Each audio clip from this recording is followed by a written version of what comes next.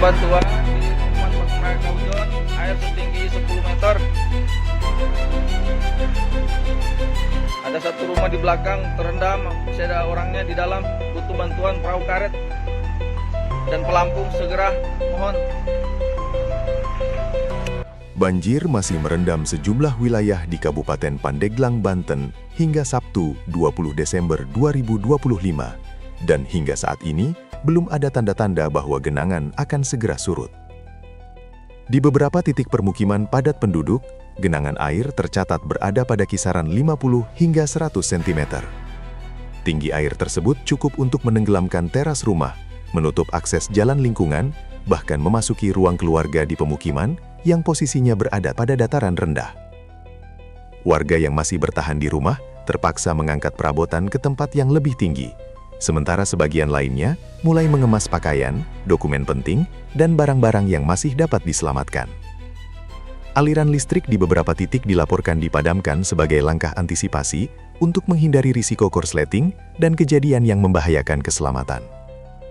Situasi di lapangan menunjukkan mobilitas masyarakat berada pada titik minimum. Jalan desa yang sehari-hari digunakan untuk aktivitas bekerja, berdagang, hingga akses pendidikan, kini berubah menjadi lintasan air keruh dengan arus perlahan. Sementara itu, kendaraan roda 2 banyak yang terparkir di lokasi lebih tinggi karena warga takut mesinnya terendam. Warga yang kediamannya berada di dekat aliran sungai memilih bersiaga sepanjang malam, memantau kenaikan muka air sambil menunggu instruksi dari petugas. Beberapa lokasi, terutama di dekat persawahan dan bantaran kali, mulai mengalami penyebaran genangan yang lebih luas seiring hujan lanjutan yang turun sejak dini hari. BPBD Pandeglang melaporkan bahwa intensitas hujan yang masih tinggi berpotensi memperburuk situasi dalam 24 jam ke depan. Pihak otoritas juga mengingatkan masyarakat agar tidak memaksakan diri melewati ruas jalan yang tergenang, terutama pada malam hari, mengingat kontur tanah sebagian besar licin dan rawan longsor. Hingga laporan ini diterima, status kawasan terdampak masih dalam pemantauan ketat, dengan tim gabungan bersiap apabila kondisi banjir meningkat dan memerlukan evakuasi lanjutan.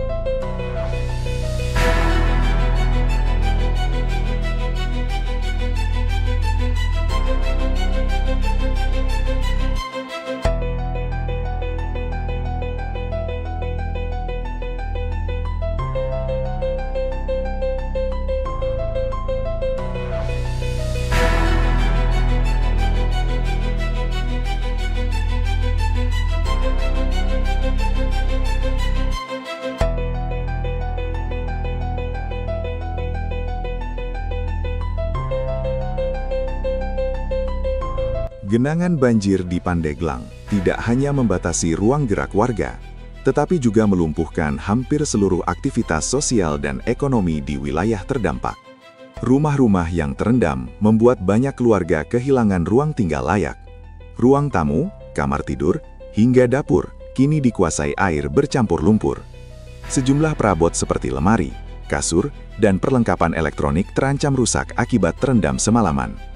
Warga yang memiliki balita dan lansia memilih mengungsi lebih awal karena kondisi lantai rumah yang licin dan dingin meningkatkan risiko jatuh maupun hipotermia. Beberapa pengungsian darurat dibuka di fasilitas umum seperti balai desa dan masjid, meski kapasitasnya masih terbatas.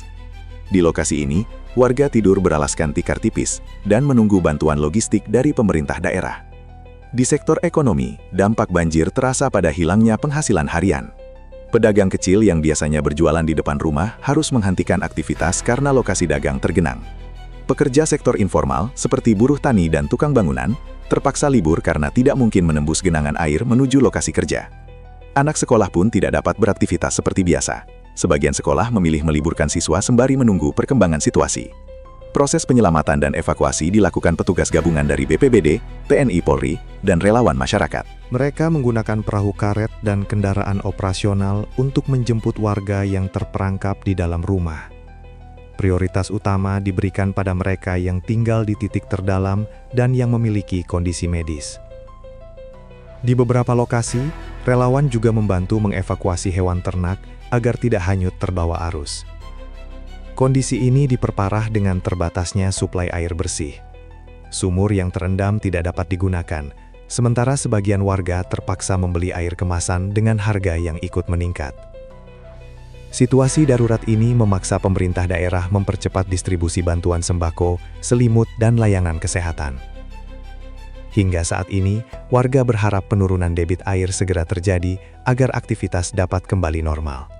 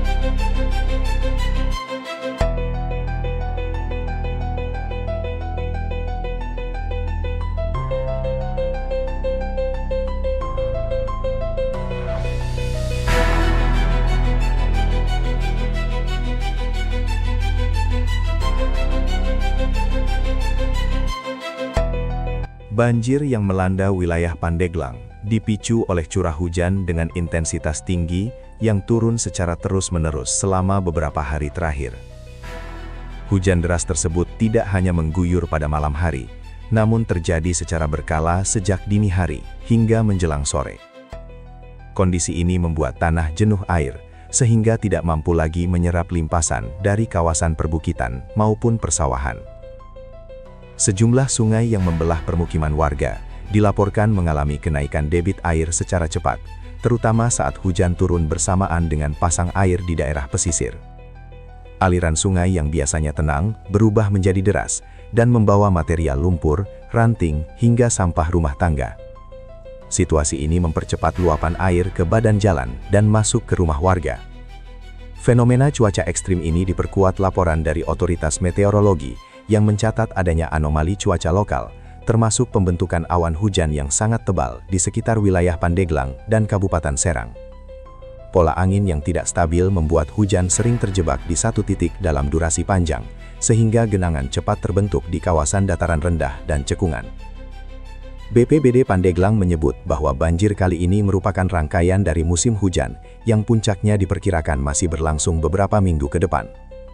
Di sejumlah kecamatan rawan, warga telah diminta menjauh dari bantaran sungai dan tidak melakukan aktivitas di luar rumah apabila hujan turun kembali. Kondisi geografis Pandeglang yang memiliki kombinasi perbukitan, dataran rendah, dan jalur sungai menjadi faktor tambahan yang mempercepat banjir. Di beberapa desa, sistem drainase belum mampu mengalirkan air dengan cepat, sehingga air meluap kembali ke permukiman. Dengan curah hujan yang masih relatif tinggi, pihak otoritas mengimbau masyarakat mengikuti perkembangan informasi perakiraan cuaca resmi dan melaporkan setiap kenaikan muka air. Upalalimi diharapkan mampu menekan risiko korban jiwa apabila intensitas hujan meningkat dalam 24 jam ke depan.